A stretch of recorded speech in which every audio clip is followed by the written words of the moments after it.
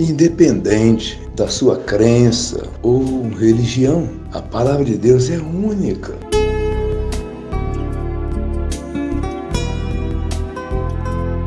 Vejamos agora mais uma mensagem para o seu coração. Queridos irmãos, que a graça e a paz do Senhor Jesus Cristo esteja com todos nós. Amém? Eu estou me dirigindo sem distinção de religião, com respeito a todas as religiões do mundo, tanto o católico como o evangélico, o espírita, qualquer filosofia que exista. Apenas um momento que nós estamos querendo esclarecer algumas coisas, porque está surgindo uma situação desagradável. Todo ano é a festa da Páscoa. A pessoa não sabe o que é a mensagem da festa da Páscoa. O que é a Páscoa? Então, eu gostaria até de intitular o que é a Páscoa.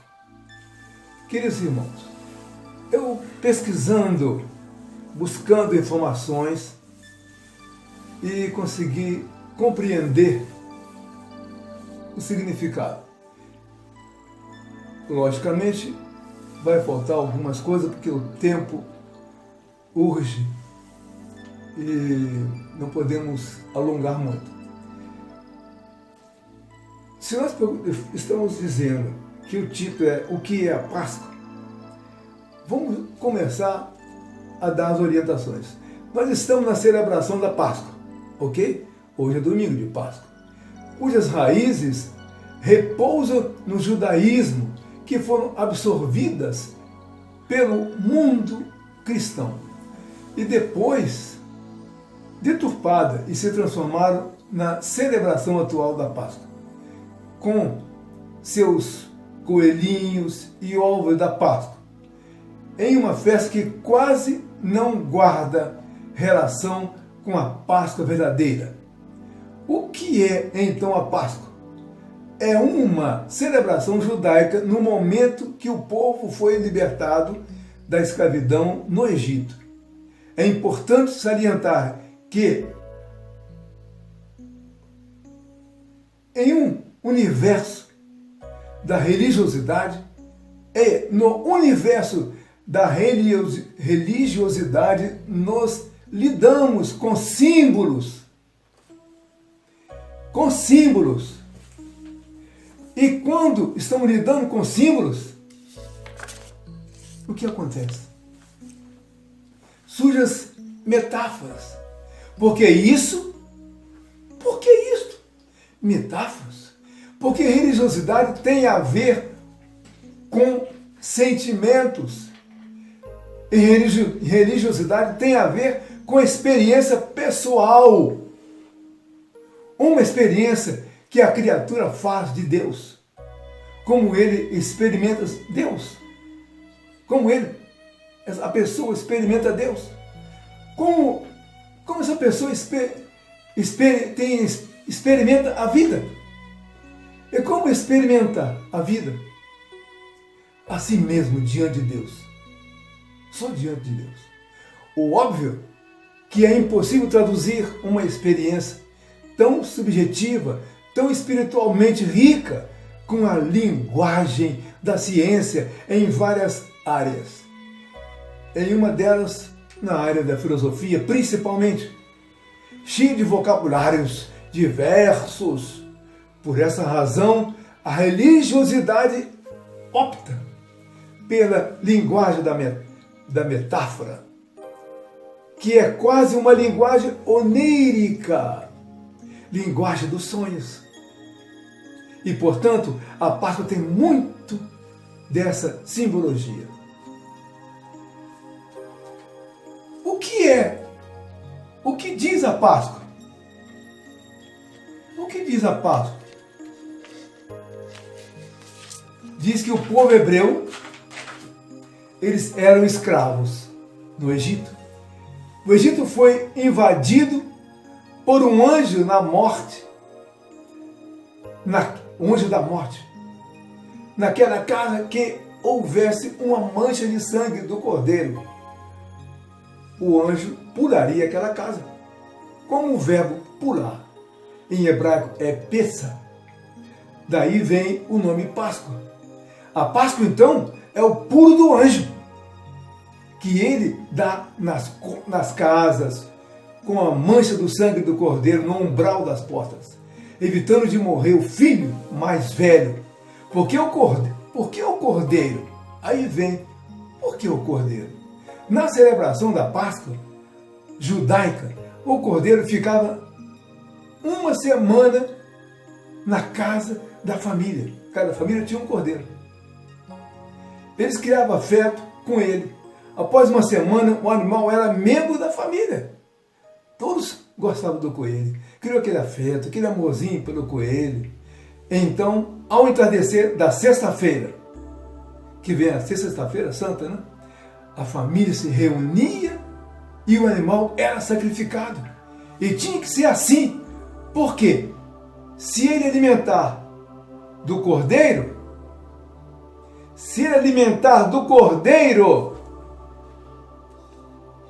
preste bem atenção, se ele se alimentar do cordeiro, queridos,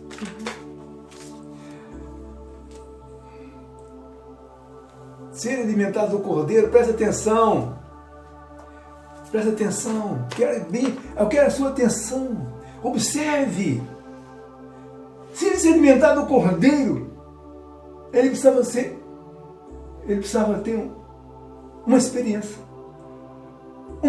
de dor, e a experiência da perda de alguém amado, em uma experiência de sentimento espiritual, que vem a parte da alma, porque a emoção está na alma, o sentimento está na alma, a carne sempre tenta atingir a alma com sentimentos falsos, os falsos profetas, os falsos líderes de igrejas, tentam induzir as pessoas a coisas erradas. Então, queridos, vem a situação, essa experiência espiritual da alma, da libertação espiritual. Era uma experiência de desilusão, por isso, choque do cordeiro sacrificado. Com a vinda de Jesus, o que ele faz? Convive 3 anos com os discípulos, cura cego, janta na casa de Pedro. Quantas noites deve ter passado na casa de Pedro? Janta na casa de Pedro e depois de 3 anos, ele reúne os 12 discípulos e se despede deles, dizendo, vou deixar o mundo material. Mas quando essa passagem aconteceu, aí já foi mais adiante, quando ele estava na Santa Ceia. Ele se aprofundou mais. Ele dizia que ele ia ter que deixar o mundo. Que Deus ia abrir um portal para que ele voltasse para a eternidade. Então, Jesus despede dos discípulos, dizendo, vou deixar o mundo material e voltarei ao mundo espiritual. Em Romanos capítulo 15 você vai achar essa explicação.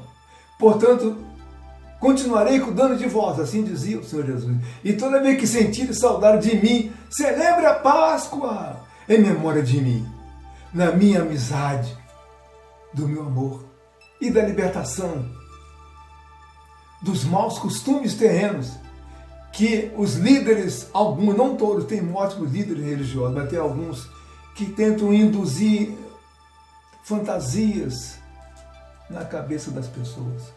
Costumes terrenos diversificados. E também tem os costumes que nós adquirimos na rua, aprendemos na convivência com demais pessoas, adquirimos novos hábitos ruins, e isso entristece o Senhor. Então Jesus, depois de dizer isso, ele também chegou, eu imagino, ele dizendo, eu vim trazer o amor. Eu sei que eu vou ser traído por Pedro, eu sei que eu vou ser traído por Judas, mas eles já estão perdoados. Porque eu vim trazer o amor. Daí, ele diz que estava chegando a hora dele. foi quando abriu um portal para Jesus voltar aos céus. E para nós também. Ele abrirá os céus. Ele abrirá os céus. Ele abrirá os céus para a nossa entrada pelo mesmo portal. Tenham calma. Calma. Ainda vamos atingir a parte fundamental. Eu vou ler para vocês aqui a passagem que faz lembrar. Primeiro, o Evangelho de São João, o João Apóstolo, né? Ele diz o seguinte: primeiro Evangelho do Apóstolo João, capítulo 1, versículo 28 até o versículo 30. Essas coisas aconteceram em Betânia, do outro lado do Jordão, onde João estava batizando. No dia seguinte, João viu a Jesus que vinha para ele e disse: Eis o Cordeiro de Deus, que tira o pecado do mundo. Este é aquele do qual eu disse: após mim vem um homem que foi antes de mim, porque já era primeiro do que eu. Queridos, é muito forte. Ele declarou aqui que era o Cordeiro. Vai lembrar do pensar. O puro do anjo. E hoje a pessoa diz que a saída do Egito é que fizeram o pão e que, queridos, é o puro do anjo. O anjo pulou a residência onde tinha a mancha do sangue. Então todo aquele que é convertido, que busca a palavra de Deus, seja qual visão filosófica que venha a ser com a mensagem de Jesus Cristo, e que ele reconhece a supremacia do Senhor, este sim, este será considerado que a mancha do sangue está sobre a testa dele, que nós somos a casa. O nosso coração é a porta da entrada do Senhor. E com esse Evangelho, ele está entrando no teu coração nessa noite. E quando ele entra no teu coração, o sangue de Jesus já está derramado sobre você. Então, nessa época de final dos tempos, eu digo para você, queridos, mesmo que aconteça o pior na humanidade, você estará salvo. Porque a mancha do Cordeiro está dentro de você. Está em você, que é a casa que onde Jesus espiritualmente quer habitar por toda a eternidade. Queridos, ainda aproveitando esta passagem, eu queria trazer para você uma outra passagem sobre o importante quando Jesus, lá em Romanos, através do apóstolo Paulo, ele diz claramente. Romanos capítulo 8. A nova visão debaixo da graça, segundo o Espírito de santidade e adoção.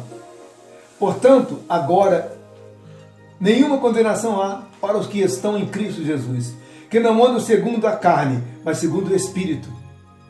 Porque a lei do Espírito de vida em Cristo Jesus me livrou da lei do pecado e da morte. Porquanto o que era impossível à lei, visto como estava enferma pela carne, eu estou me referindo à lei do Antigo Testamento, querido, ela estava ferida, porque o próprio homem, os próprios fariseus alteraram e acrescentaram muita coisa dentro da lei, então a lei estava ferida e não serve para nós. A nossa lei é nova, é a lei da graça, que o Senhor Jesus Cristo permite que nós possamos ter o direito. Então, prosseguindo, versículo 3. Porquanto que era impossível a lei, visto como estava enferma pela carne, Deus enviando o seu Filho em semelhança de carne do pecado, pelo pecado, condenou o pecado na carne. Então, para que a justiça da lei se cumprisse em nós, que não andamos segundo a carne, mas segundo o Espírito, porque os que andam segundo a carne inclinam-se para as coisas da carne, mas os que são segundo o Espírito para as coisas do Espírito. Porque a inclinação da carne é morte, mas a inclinação do Espírito é vida e paz. Porquanto a inclinação da carne é inimizade contra Deus, pois não é sujeita à lei de Deus, nem em verdade o pode ser. Portanto, que estão na carne não pode agradar a Deus. Vós, porém, não estáis na carne, mas no Espírito, se é que o Espírito de Deus habita em vós. Mas se alguém não tem o Espírito de Cristo, esse tal não é dele. E se Cristo está em vós, o corpo, na verdade, está morto por causa do pecado, mas o Espírito vive por causa da justiça. Queridos, eu tenho a dizer para você que o Senhor Jesus, Ele veio trazer a mensagem do amor incondicional, independente dos nossos erros. Incondicional, que significa que Ele não está preocupado com os teus erros da carne, porque você está liberto. Jesus está habitando dentro do teu coração.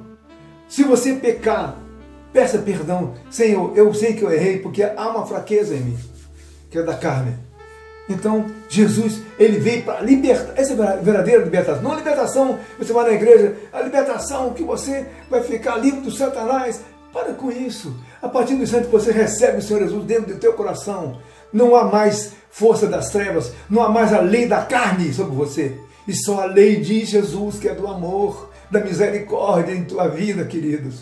Meus queridos irmãos, Jesus veio para libertar da escravidão da matéria, dos costumes religiosos impostos, causados pelos lobos com pele de ovelha, que lideram algumas igrejas, não todas, respeitando aqueles que realmente são o verdadeiro mensageiro do Evangelho, que nós sabemos que tem muitas pessoas que pregam o verdadeiro Evangelho. Então hoje, querido, você teve uma visão que nós vivemos debaixo da graça de Deus, pela misericórdia do Pai em Cristo Jesus.